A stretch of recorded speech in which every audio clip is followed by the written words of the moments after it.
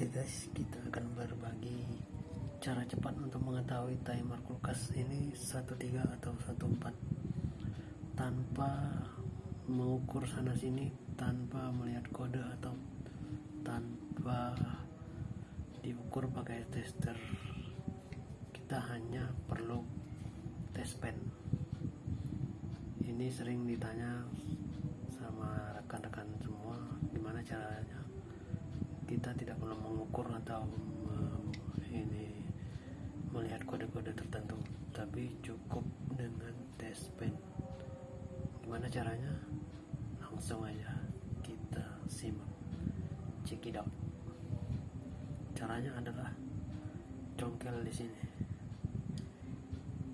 sini congkel. Nah, nanti akan nampak pin. Nah, itu kan nampak.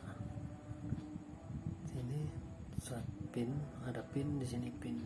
Jadi ini dipastikan timer 13 karena dia di sini 13.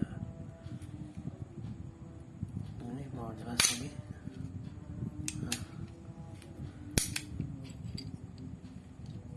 1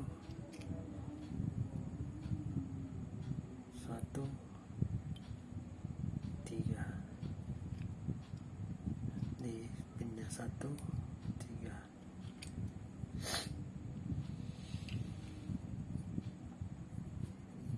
Kalau 14 dia di sini 14 di sini, yang ini.